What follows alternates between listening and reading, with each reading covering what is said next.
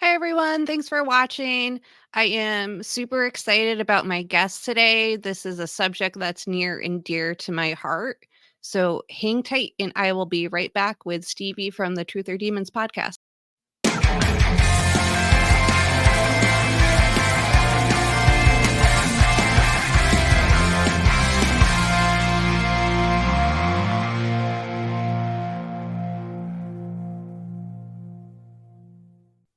Hey, Stevie, how are you? I'm great. How are you? Good, good. I'm super excited, like I said, to talk about this today. It's one of my favorite things to kind of rant about. Yep, same. Yep. So my introduction to the Warrens was in middle school. My best friend's mother took us to a lecture, Oh, and then I read The Demonologist, and my 12-year-old brain said, "Wow, this guy is so sure about everything. He must know something I don't because he's seen things." And then as you get older, you realize, he was just saying what he wanted to say. yep. And no one um, was contradicting him. yep, yep, exactly. So, what was your introduction, and how did you get interested in the Warrens? So, my first ever, I think my first ever knowledge of the Warrens came from TV, and I want to say either like daytime TV or that show Paranormal State with Ryan Buell, because I saw Lorraine a lot on TV. I didn't see Ed so much on TV when I was younger. I didn't start seeing Lorraine, I guess, until we got really into ghost TV, like anything on TV that was paranormal. And my family's already always been interested in the paranormal, like ghost movies, anything based on a true story we're super into. And then when like the Conjuring films came out, that's when I really deep dove the Warrens, because I'd heard about them from probably age 8, but I didn't really know anything until those movies came out. Yeah, and I know you've mentioned going on, like, investigations and ghost tours with your mom. Yeah, I think that is amazing. That is so cute. Do I you love think doing it with her. yeah, was she an influence on you in that aspect? 100% because I remember seeing Lorraine on TV, and I myself, I think I was between probably 13 or 16, somewhere in there when I first saw her. And my mind said, oh my gosh, a real psychic. And my mom said, oh, I really don't like her. And I look at her and I'm like, why? She goes, I don't think she's a real psychic. She comes off as a phony to me. And my mom saying that and me having so much trust in stock in what my mom says, I was like, oh, that's really interesting. So when the movies came out, I remembered that. And that's what really sparked my curiosity and like need to know things.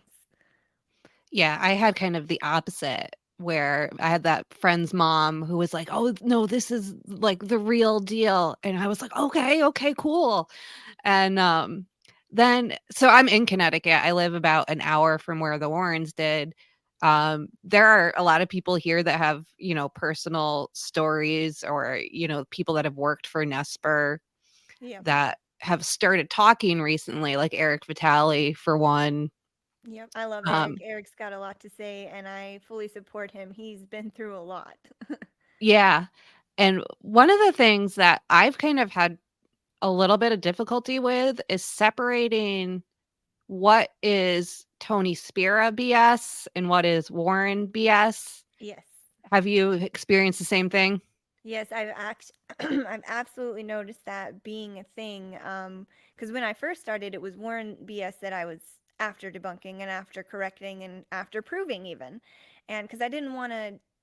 My goal wasn't just to disprove. My goal was to find the truth, regardless of what it was. And then that's when I ran into the Tony BS, because Tony is woven into everything from the 80s. Like he had the Seekers of the Supernatural show on the public broadcast network and then moved it to YouTube, of course, so you see it there. And a lot of the times you see him now on the documentaries.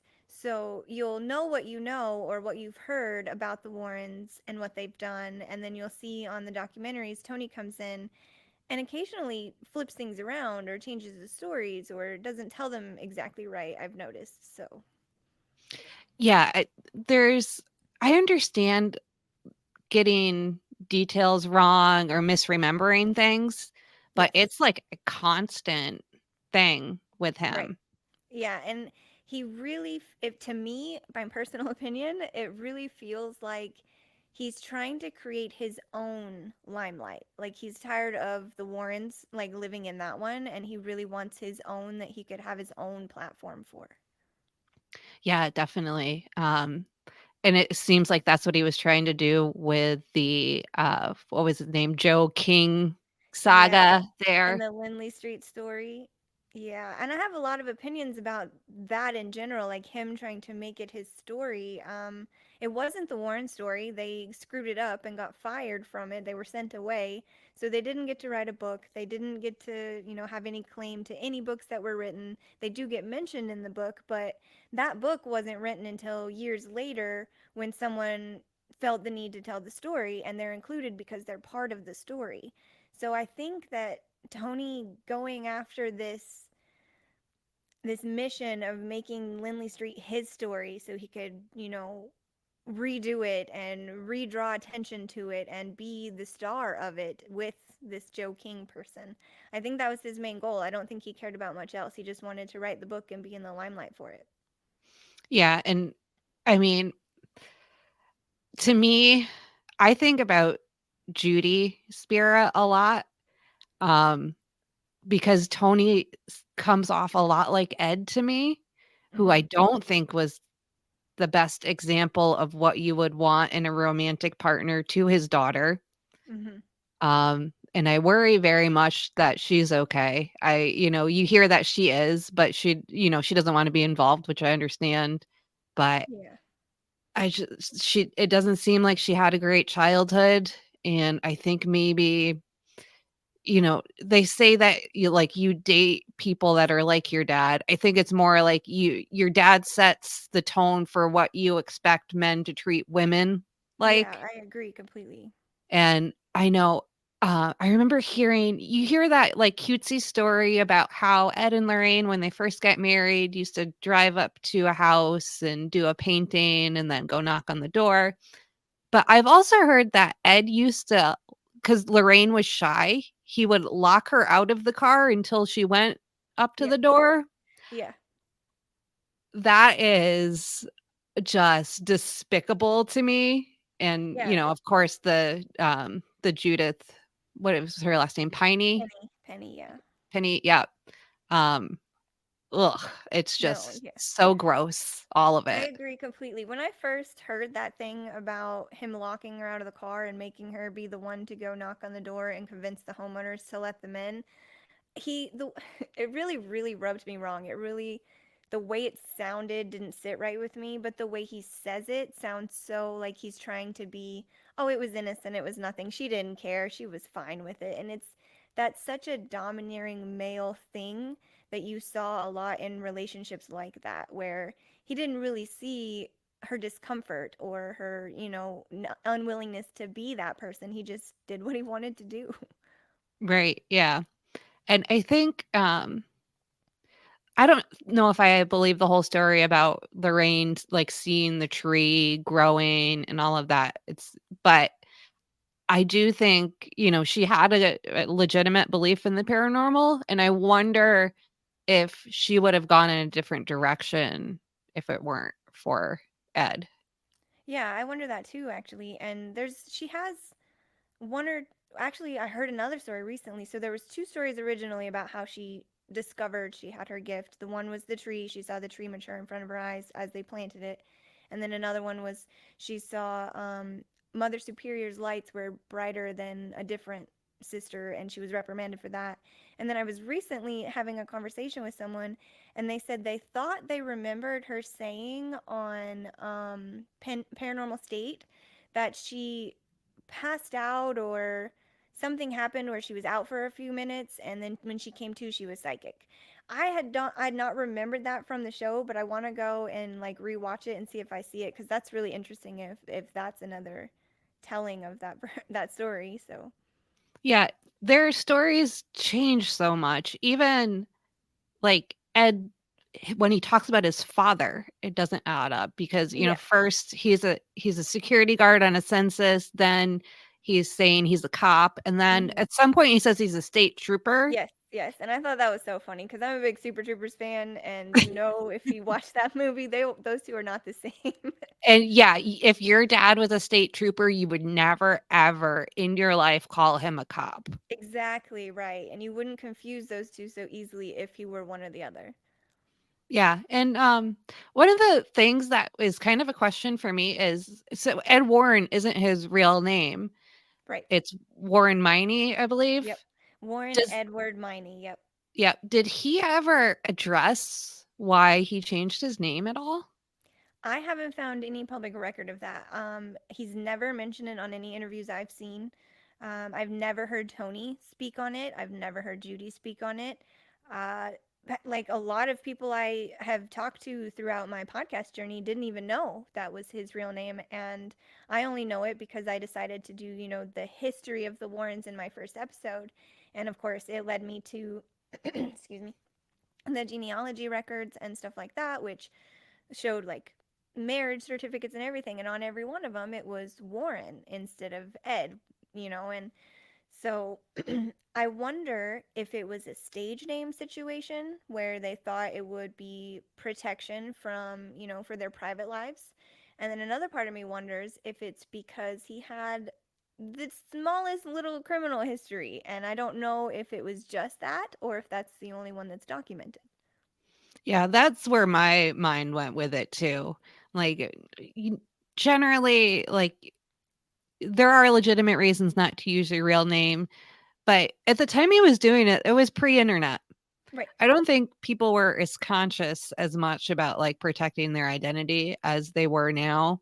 So Yeah. I had kind of, speculated that he didn't wanna be associated with something from his past, at I least. agree. And also the obvious speculation of his desire for fame. He really did want to be in the public eye. He wanted people at his house all the time. I don't think there was much thought of protecting their private life. I always thought it was weird that the museum was in their house. Yeah, I didn't know that until I started doing the research. I always thought it was a separate entity. I had no clue. And then someone said it was in their basement, and then someone said it was attached to the house. And I was like, oh my goodness, what? And then when I looked it up, of course, it's like sort of a basement, but also attached to the house because you can get in it from an outside entrance. Like there's a door directly to it. Yep. I did actually have the opportunity to go to the museum, Oh, that's cool. um, and it was right before Ed died, I believe. Okay. Um, it was very strange. I didn't realize it was in their house when we went. So you get there and you're like, is this am I in the right place?" And then you go down and it's very cheesy, like Halloween decorations up and just kind of like random junk everywhere. It was so awkward. I could see that. I've heard it's very cramped. Yes. Yep.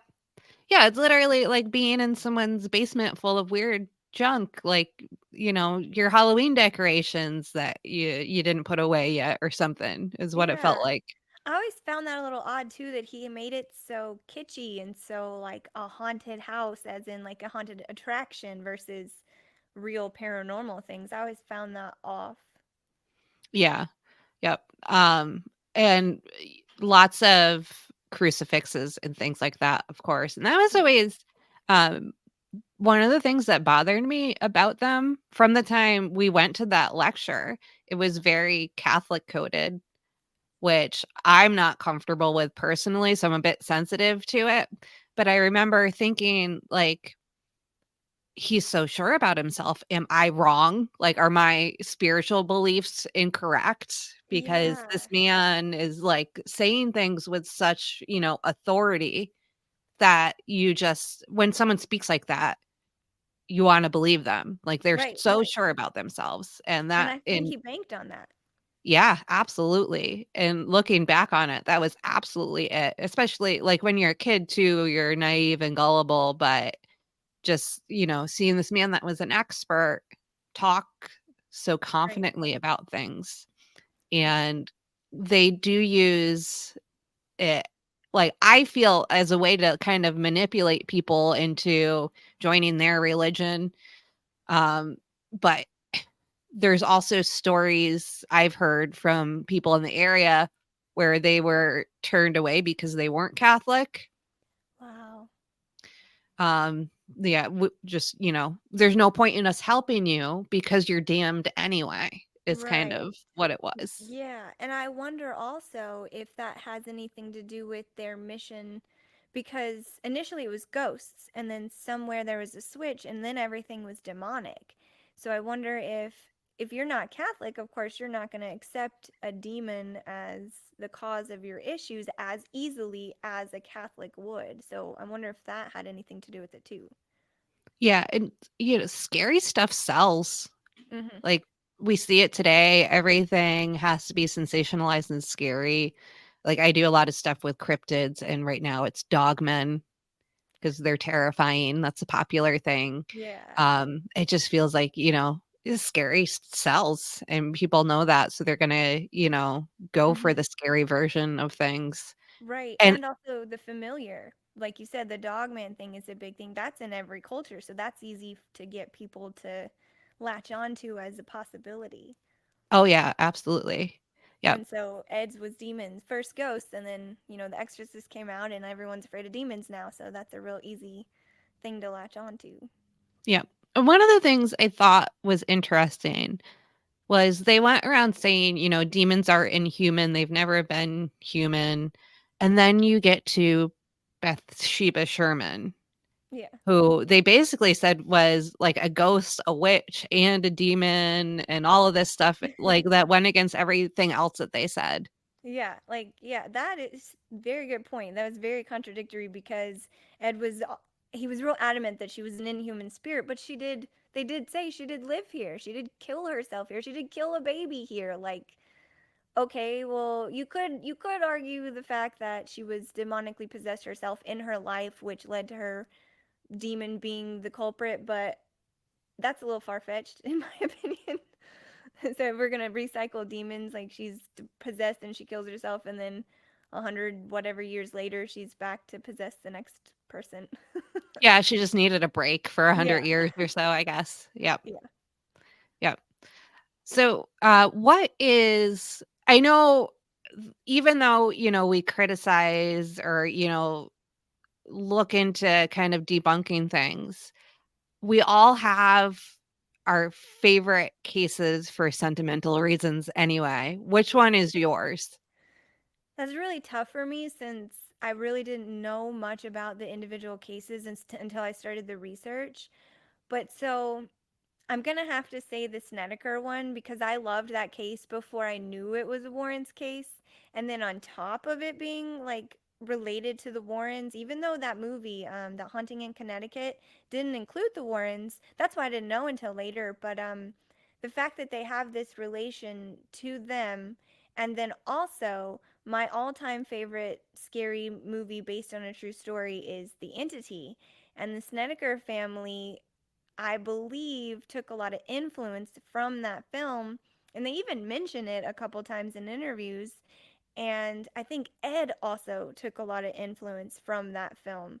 So I have to say that case just because it basically built itself around one of my favorite movies and stories. So, Yeah, definitely. Mine is Arnie Johnson. Um, just because I really would like to see Ed go into a court and try to talk about demons. That would have been great if the judge yeah, had allowed it. I agree. I am disappointed it wasn't allowed because the amount of conversations we could have based around it, I know would be amazing. But I think about that a lot because Ed's main argument to be able to do that was one, if you're going to swear to God you're going to tell the truth, how come you can't include the rest of that stuff that would be, like demonic would be in that same genre?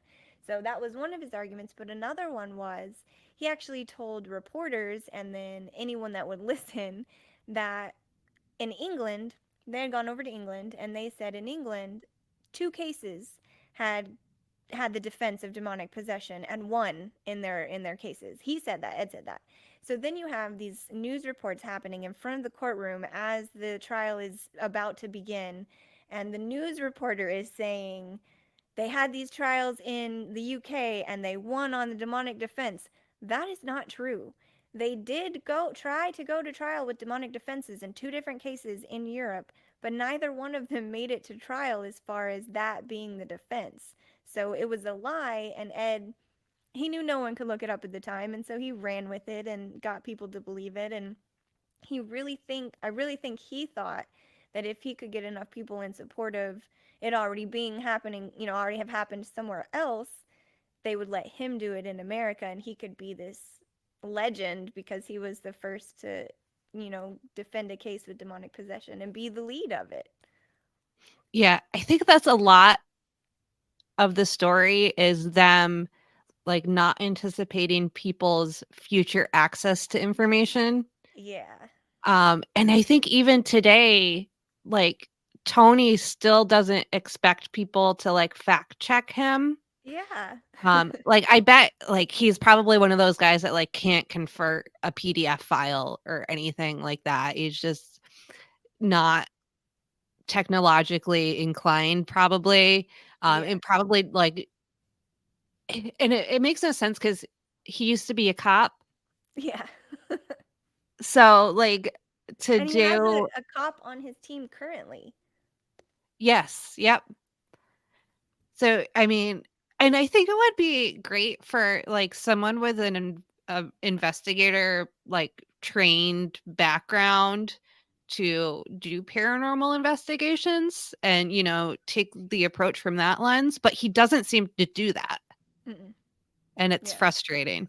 Yeah. He's also very religious, um, publicly religious based. He bases all of the discussions around demons. And we've got to rid like he even did a thing where he said like he did a whole video where he was trying to introduce this story he was going to tell with this Joe King person about Lindley Street, where he talked about like 25% of the world is under demonic attack or something, and like it was it was so Where do much I you had get a hard that? time listening. Yeah, he has all these statistics. Everything is demonic. He loves to post on Facebook that anyone who's opposing him, like me or Eric or anyone in the community who is against the ridiculousness that is NESPR, he comes and says, "Oh, it's just because demons are taking over and demons will turn on you and make your friends and family turn on you." And like he just says all this wild stuff about why it's demons' fault. Yeah, so he's probably telling people, like, "You're possessed." Oh yeah, yeah. I had a comment. I'm not sure who it was from, but someone said, "I think you're the demon in this." And so yeah, that's me. I'm the demon. Well, 25% is 1 out of 4 people. So, like, everyone just take a quick look around you, figure out which one has the demon. Yeah. Yeah, that's, And make sure you get exercised because anybody can do that for you. is has the narrative changed to that? It seems like it to me. They're constantly pushing how you need to get the church's a permission, and they have to do it through the Catholic Church, and the Vatican has to approve it. Like that's always been the baseline. But then if you read the books and you read the stories and you watch the movies, everybody's performing exorcisms at any time. Arnie was exorcised in the church by well, some people say he was exorcised in the rocking chair, which is why it's haunted. And then some people say, like the book. The book says he was taken to a church and the rites of something were performed there. And they always specify that it's not a full blown exorcism, it's the rites of one thing or another. And then, but they'll still throw in the word exorcism. So it's actually really confusing for me. And I really, really want to do an episode where I break that down because all the different things that are said, I want to know what correlates to what and like whose permission comes from where. It's so confusing. And they just, if to me, it feels like they just do whatever they feel like doing. Yeah, and in, The Conjuring house, they said, "You're not Catholic, so we can't do an exorcism, so let's do a seance?" Like, you Mm-mm. already have this demon or whatever, so you're gonna do a seance instead of an exorcism. Like, what is the point of that? wouldn't they think that would be opening more things up and from what they've said in the past? Because, if you touch a Ouija board, you're gonna get a demon Yeah. is kind of the mentality. So I didn't understand. Like, we can't do an exorcism, so we're gonna do a seance. That never made sense to me. Yeah, I agree. And if you so there was a time where somebody addressed that, and the answer was, I can't remember who said it or where it was, but the answer was we have to do the seance to call in the spirit or whatever, to bring them forward, to banish them. So the whole goal was to banish her, and if they couldn't do it through an exorcism, Ed was, I guess, 100% sure he had the ability to, or Lorraine even, I think, was part of the plan, was to psychically ban her once she was present or something like that. But I know Andrea Perrin said that she didn't understand why they came in wanting to banish everything. That didn't make sense to her. They just automatically want to banish whatever's happening without looking into what it actually is. Yeah, because I it it's not gonna sell books if there's a friendly ghost. Right, right, right. So And a you friendly have to ghost get rid might of be it. scary. Yep. And interesting, like, you might think this is so there is, an Enfield in Connecticut, Mhm. and there is a house there they call the Enfield Demon House, Mhm. and, my friend's team investigated there. Somebody actually got, I guess you would call it, like, psychically strangled Wow. by this demon there, Mhm. supposedly. And they went into the house and said, "Do you want us to do, like, a cleansing, get rid of it?" And they were like, "No, no, we wanna go on TV. Don't get rid of Oh. it." Oh. Yeah. I mean, so that's the thing about these places that claim to be haunted. Um, it's so interesting to me how they make money this way, how the draw.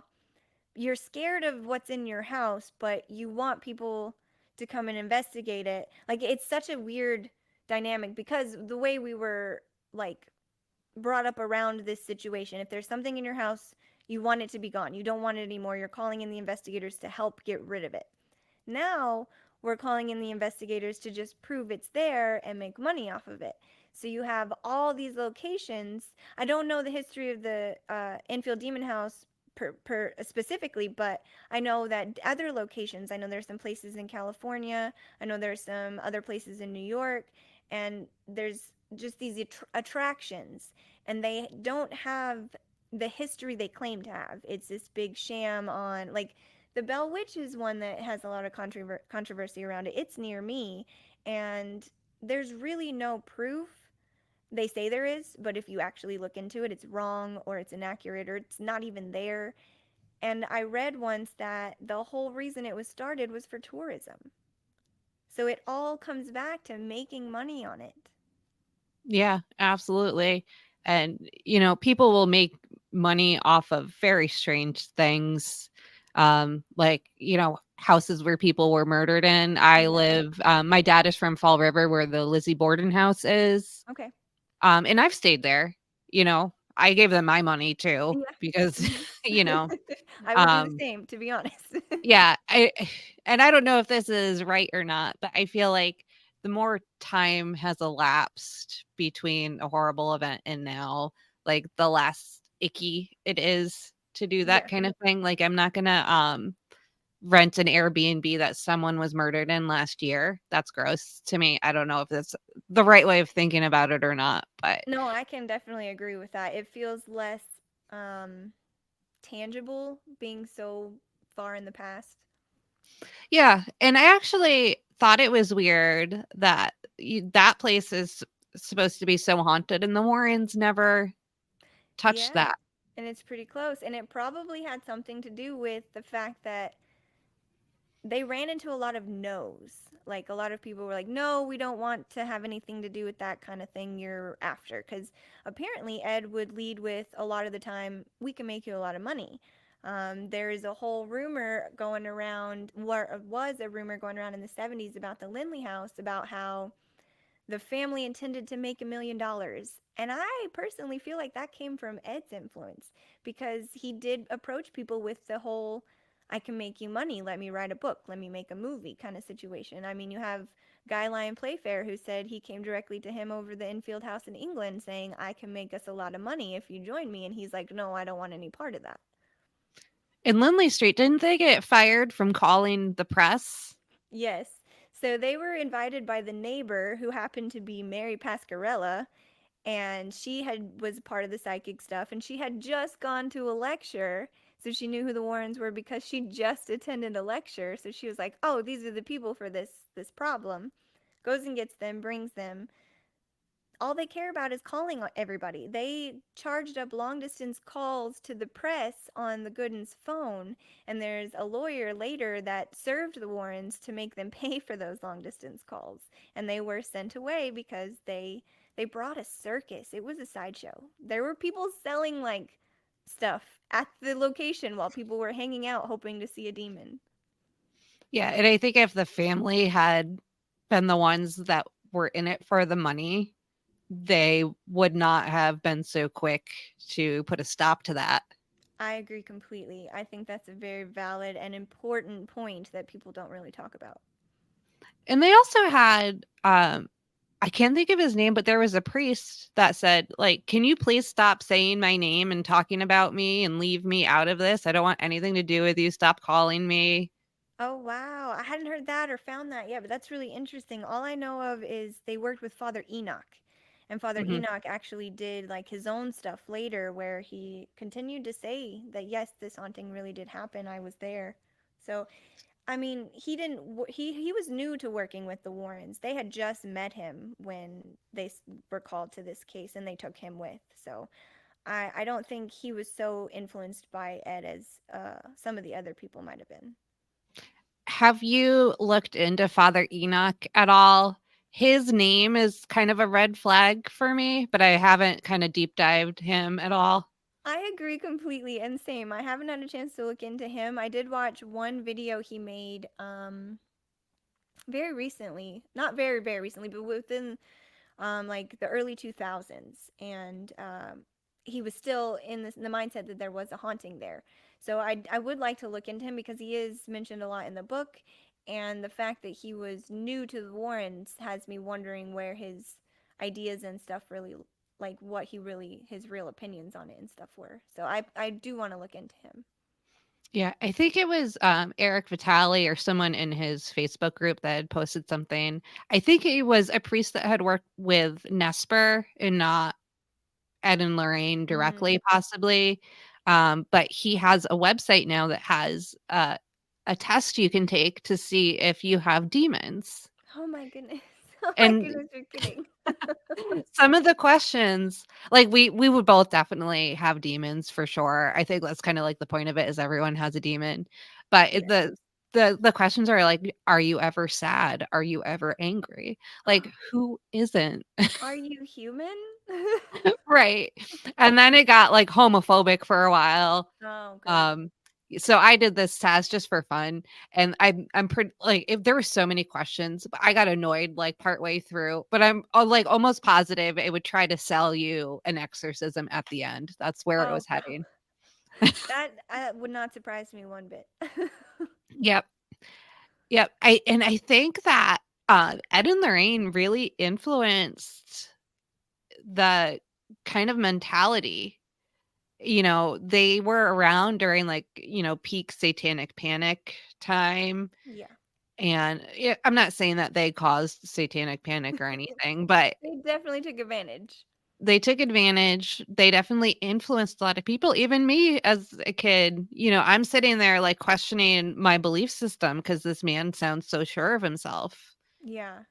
I totally get that. And as a child, you expect the adults in your life to be telling the truth. You don't know at a young age that people are capable of those kind of lies, and you never go into it thinking that. You never have the little voice saying, "Oh wait, you should maybe check this."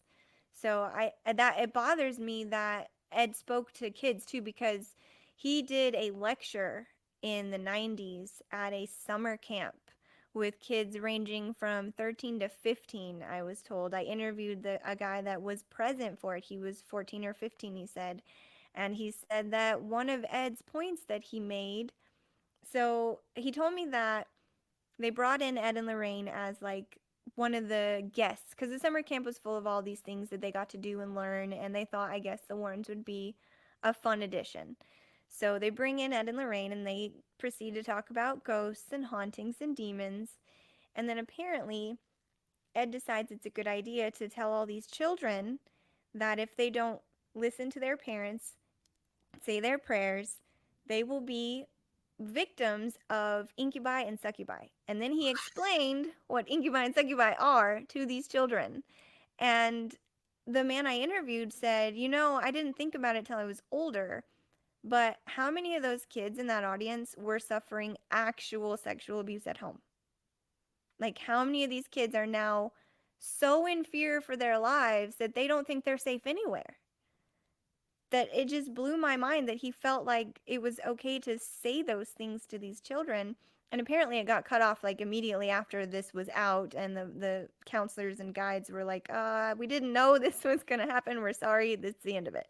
But he said, yeah, it was, he said, thinking back on it, it was a really uncomfortable moment. So My mom would have been so mad if I came home from camp and told her about that. right? I said the same thing. I was like, "Did you go home and tell your mom? Did your mom like lose her mind?" And he was like, "Well, I was a 15-year-old boy. I don't know if I really cared to tell her. I don't remember if I told her." I was like, "I'd have gone home immediately and told my mom what I just learned because I would have been so scared. I'd be like, "Mom, this was just told to me. Is this true? Do I have to worry about this?" And then my mom would have lost her mind. Yeah, absolutely. I would if my son's about to turn 16. If he came home and told me that, he would like he knows enough from me being his mom that it wouldn't have affected him, but he would have been like, "You'll never guess what Yeah, happened." exactly. Yep.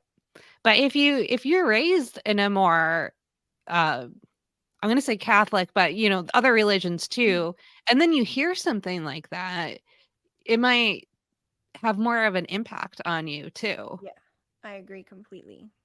And that is such a scary thing in the physical world. Imagine knowing you can't do anything about it. Like, the fear of it in the physical world is so real every day, for especially for women, that you carry weapons. You're prepared to defend yourself. But if it's a spirit that you can't physically see or touch, it can only touch you. That's utterly terrifying and Yeah, and so wrong for him to plant in the minds of children. yeah, he was very victim blamey, Mhm. which is ironic Yeah. because, allegedly, he was a predator Yeah. himself. Yep. So, very interesting that he would victim blame I when, agree. I agree you know completely. And I think that that comes up more than people realize, the personality traits and the behavior traits of people who are predators. It shows in their day to day, and if you don't know what to look for, you'd never notice. Yeah, yeah, especially, you're a 15-year-old girl. I think even, into my early 20s, wouldn't have been able to pick out certain behavior that I would be able to now. Same. Yeah. Yeah, I think back all the time, like people say, "Would you ever go back to being a kid or would you ever go back to high school?" And absolutely not, unless I could take the knowledge I have now. I would never put myself through that willingly again unless I knew what to be prepared for. Yeah, absolutely. Yeah, you think back on things that happened at certain points in your life, like, I looked like I was 12 until I was about 30, and I'll see an old picture of myself, and I'll be like, "Oh my god," and I will judge every man who ever dated me until I was about 30 when I started to look like a grown-up finally, Yeah. and like, you just get those, like, cringe moments looking back, and Judith, I'll call her to differentiate her from Judy Spira. Um, I mean, it was a different time then, I get that, but it was also wasn't it like 40 years or something like that, that she lived Yeah, with them? that's what they claim. They claim so, depending on the source you access for the information. She was either 15 when she moved in or 18 when she moved in. And the Warrens, and I guess Judy and Tony said this in retort to the article that came out after the movie, said that they took her in because she had nowhere else to go. So they made it sound like they were saving her, basically. But if if you look at Judith's behavior now in today's time, the woman is absolutely obsessed with Ed. She is madly in love with him. And to me, that translates to she was also madly in love with him when she met him. And that it wasn't a situation of her needing help, it was a situation of her wanting to be there. And she would let anything happen to make that happen, if that makes sense. And I'm not victim blaming, so please, no one, please think that. I'm just, based on what I know about Judith today, that's how I feel. And I don't like it. I don't like to think of her being okay with that happening to her, but that's how it seems. I don't think she understands or even feels like she is a victim in any way. Yeah, and the part of that that doesn't add up to me is how are you gonna, rescue this child when your own child is being raised by your parents? Yes, who is never home with you, who says I wasn't raised by my parents. I was raised by my grandparents. That's a quote from Judy. And yeah, you're right. And for the I'm not 100% sure, but I think Judith and Judy are close to the same age. So for them to bring Judith in was very odd. And then also, I've heard people from Connecticut who were around in the time where Judith was living there. She was being utilized as like a secretary, and people would say that they were told she was a niece or a cousin. And then also that she was helping out with the Warrens while they were away on trips. She'd answer the phones, she'd take messages, she'd relay information, that kind of thing. People never saw that for what it was because they were told so many different things. Yeah, definitely. The stories, I mean, you must have to keep, like, notebooks and spreadsheets to keep, like, all of these stories straight that are constantly changing. Yeah, I have so many notes and I get so lost in what I wrote where because my memory is terrible. So if I have to remember who said what off the top of my head, it's so hard because everybody said something different at the same time. So Yep. So, one of the most kind of egregious stories, in my opinion, is Annabelle. There's just nothing about that you can substantiate at all, really. Um, and also there's now rumors going around that Tony is selling the Annabelle doll and then buying a new one and then selling that one. yep, Um, I have heard that rumor. I've heard it's been sold at least twice. yeah, and then the whole, taking it on a plane and Zach Yep. Baggins got Yeah. involved and Zach it touched just her. yes, yep, and he is I'm not gonna say he's fine, but he's as He's fine as still he ever strong. was. Yeah. Um, where in the timeline was that one of their earlier cases, Annabelle? So yeah, so some say it was their first case, stuff like that. It is in the book The Demonologist, and it is chapter 3 is where they start to talk about it. And in that book, they say they were called in 1970. Ed has said 1971. So I would assume I've also seen 1968. So I would assume within those 3 or 4 years, that's when that happened. But I don't believe it happened as they say. I do believe that there were people involved that initially this story was built around. I can't say whether or not they were telling the truth, but I did confirm they existed. So there is that. But I just don't think, because of things like the Twilight Zone episode and just the different things we've been able to debunk, like you can touch her and you'll survive, the motorcycle accident didn't happen, that kind of thing. But knowing that there were people involved initially that can confirm is really interesting. Yeah, and another thing that bothers me is they keep her in a glass case, Hmm. and they wear those dumb oven mitts when they have to move her. Yeah. There is a lot of, historical lore that glass is a barrier for spirits, but the case isn't all glass, just the front is. Right. Um, so if I had an evil possessed doll, I would want glass on all sides of the case. Um, just going off of like the historical lore. No, Uh, seriously. That yeah, would make more sense if you were really worried about its so-called power. yeah, And then and they say it's blessed or whatever, but I mean, okay. right. Just you get rid of the demon, if Hmm. if Yeah. anything. Yeah. And what's really interesting is that if Annabelle is just a vessel,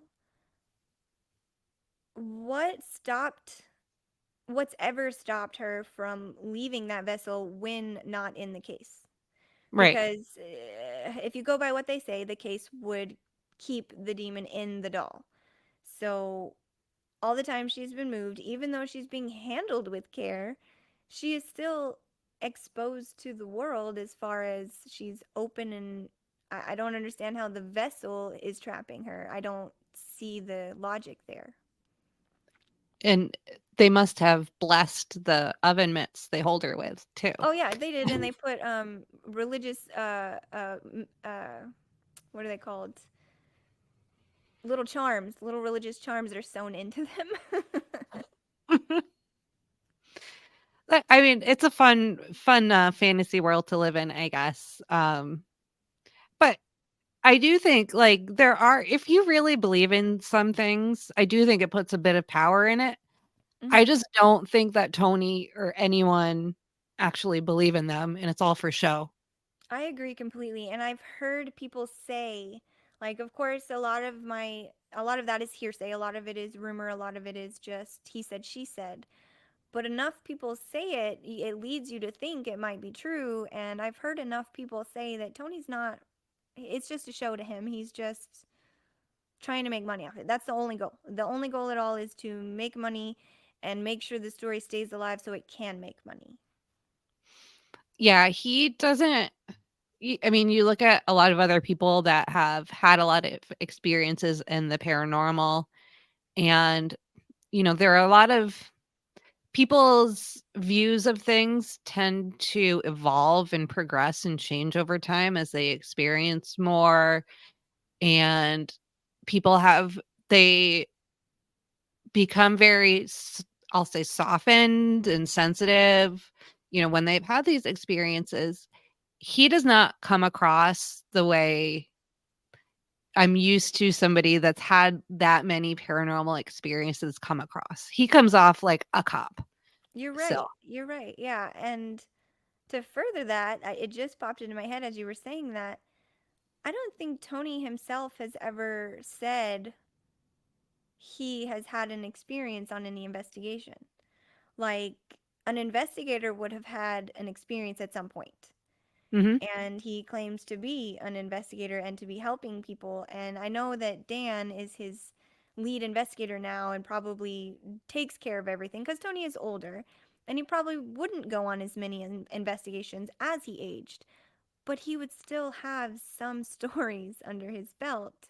And it doesn't seem like he cares to reiterate any experiences of anybody else. Like, if you help someone, why don't you have a story about it? Right, exactly. And I don't exactly remember the story about how he met Judy, but I do remember he had gone to Warren lectures and was like knew about them, and they were very well known and famous at the time. Yeah. It seems a little bit calculated to me. I agree with that. And I've had other people point that out to me because Tony's story is he was parked in his patrol car one day and he saw her go into a store or leave a store and at some point decided to engage in conversation with her. And I guess at first she didn't want any part of him and he just kept being persistent in I don't know, a flattering way. I'm not really sure. He tells the story, but it, like you said, it seems calculated. Like if he was going to lectures and he was aware of what they were doing, I feel like he would know they have a daughter. She was grown. Um, it yeah, it feels like he maybe organized that so it would happen the way it did. I can definitely see that. And people have pointed it out to me before. So it's not just you and me agreeing on that idea. So, Yeah, he just gives creeper vibes is the best way I can put it. yeah, I have to agree. And because of that, I have lots of people that come to me and they're like, "Did you know this about Tony? Did you know this?" And there's a lot of public information about Tony from when he was a cop that is that makes you question Tony as a person, as question his morals. Um, the articles are interesting. If you look up Anthony Spira or Antonio, I'm sorry, Antonio Spira in the newspaper on any archive, you'll find all about his time as a cop and what happened. So, Yeah, yeah, and, when, Joe King came up, yeah. I I wasn't sadly, I wasn't really surprised, um, disappointed, not surprised, but what kind of emotions were running through your head when you were stumbling across this information about Joe King? This is so interesting to me how it all happened because I wasn't really following their podcast. I know it was started in sort of a retaliation to everything that was going on social media. Me, partly, my show, the things people were slinging back and forth with memes and such. They got really upset and decided that a podcast would be a good idea. I wasn't paying attention. I had a lot going on at the time. My day job was insanely busy, and they had done, I think, 2 episodes and then announced they were going to have a special guest on and they were going to talk about the famous Lindley Street case. And one of the people who helps me do research knows a lot about that case and was instantly like red flag about it because who on earth could they be bringing up now when pretty much everyone has passed away? So she sends me the link. She's like, "You got to watch this." I watched the little like advertisement for the episode, and he talks about how they're going to have their special guest. And so I made sure I watched it. The live came on, I pulled it up and I'm watching this Joe King person tell his story and he's saying that he was there. He was 7 years old and he alongside Marcia, the little girl who actually experienced the haunting, experienced it with her. And I knew the story already. I've read the book. I've read the book several times because when I'm writing an episode on a story, I read the book like a million times just to make sure I get everything straight, everything comes out right because I get confused so easy and that kind of thing. So I pretty much know the story by heart. And everything he's saying, like every time he brings up Marcia, it feels like my gut is just like freaking out. And I'm like, why is he talking about her like this? Why is he throwing her under the bus for everything? She was abusive. She tormented him. She made his life hard. He was just a poor kid from a bad home, and Laura was just trying to take care of him. And anytime the good ones would give him attention, she would punish him for it. And he's just saying so much negative about Marcia. It was driving me crazy. And that's what got me so fired up. I didn't know anything about this man. I didn't know anything. I didn't even have his real name because obviously Tony changed his name. He says at the beginning of the episode, some names may be changed for the privacy and protection of people involved. And it struck me because the only name that was changed was Joe's. They used everyone else's real name. So about halfway through, I was committed to finding this man and figuring out who he was so I could prove he was lying. That was my main goal because I knew he was lying. I knew he was flat out telling the biggest lie. And so I didn't have his name, all I had was his face. And I used his face in several search engines, and each one of them immediately, like within seconds, showed me his criminal record. And that was not a thought for me. I did not expect to. I mean, I wasn't surprised, to be honest, that that was what popped up first, but it wasn't my first thought. And then, of course, when I saw what the criminal record was for, we all have a past. We all do stupid things in our youth. We all have things that we're not proud of. But this particular record was something no one should ever defend, be proud of, anything like that. He is a child sex offender, and he committed sexual assault and battery on a child under 14. And when I saw that, I just, so many things, like so many emotions. Like, first of all, Tony, did you know?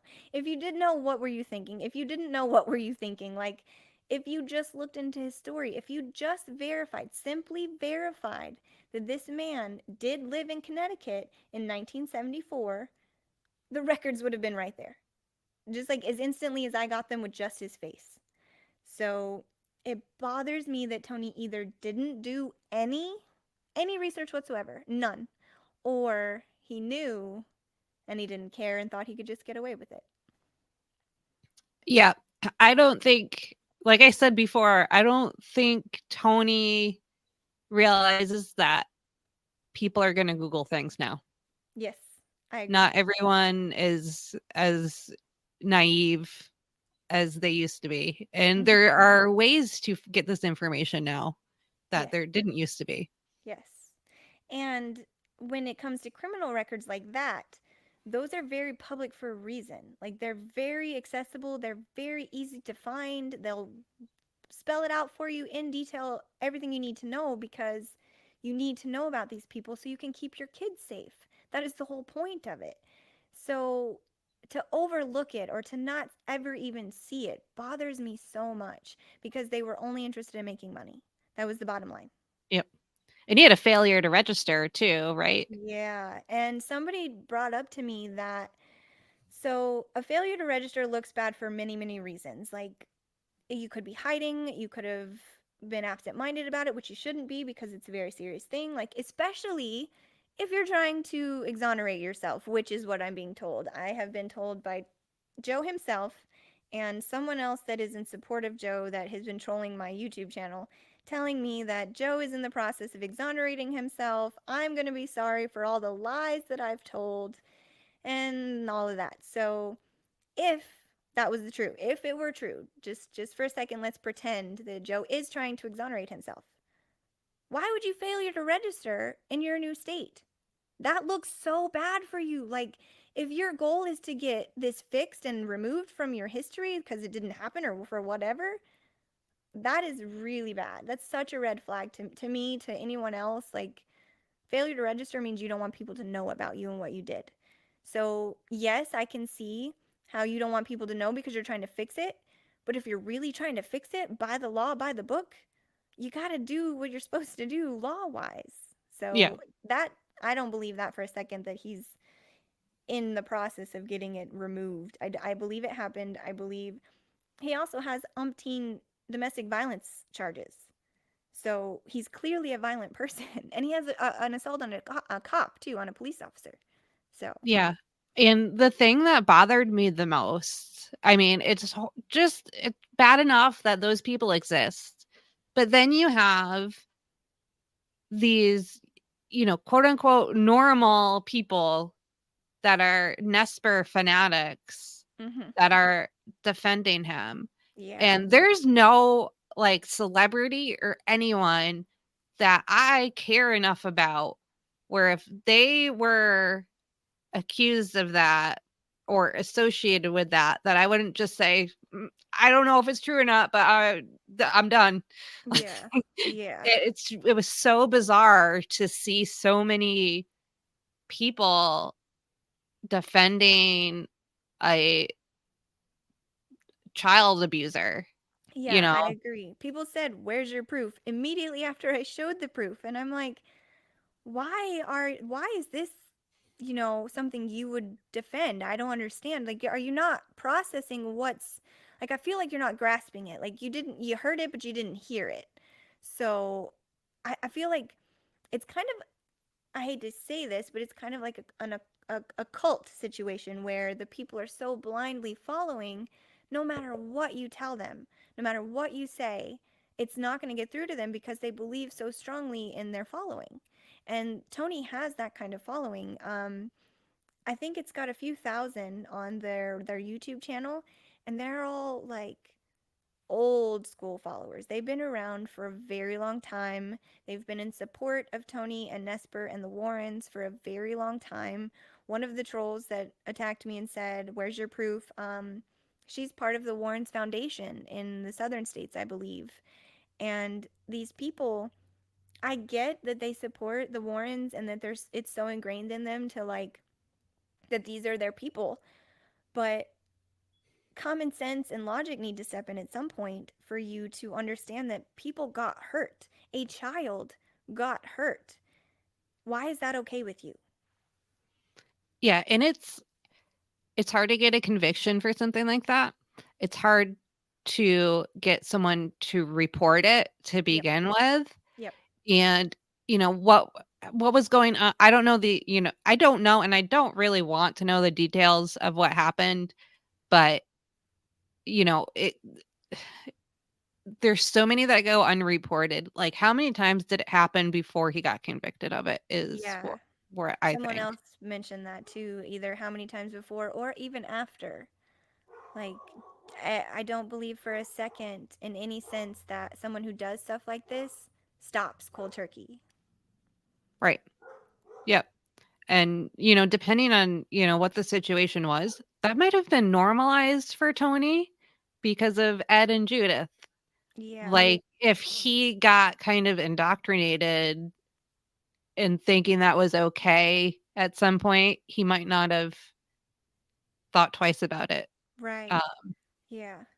it just That could also lead to, so say Tony did know about Joe's charges, but maybe Joe being a good talker or a good liar, maybe he spun it in a way that made it acceptable to Tony. Maybe he told him, "Hey, it Mhm. didn't happen this way. I'm trying to get it removed even though it was 30 years ago and that makes no sense."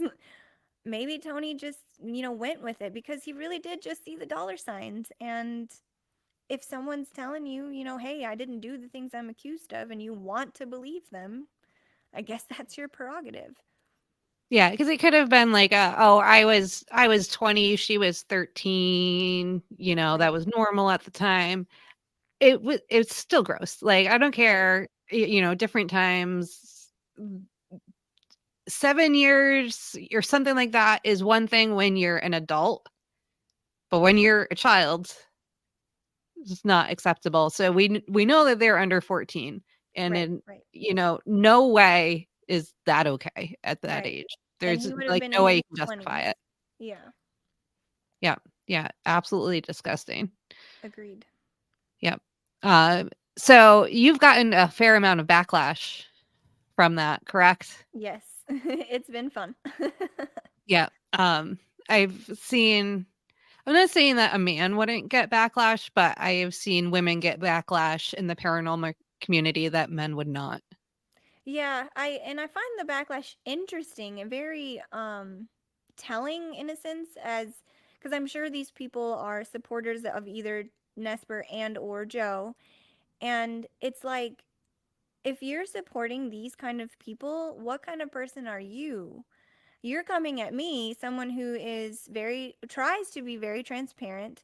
I forget things a lot and confuse myself all the time, but I try very hard to be very transparent, very upfront, and tell the truth. My whole goal is to find the truths and tell them, and along the way, I have to expose the lies because that's part of it.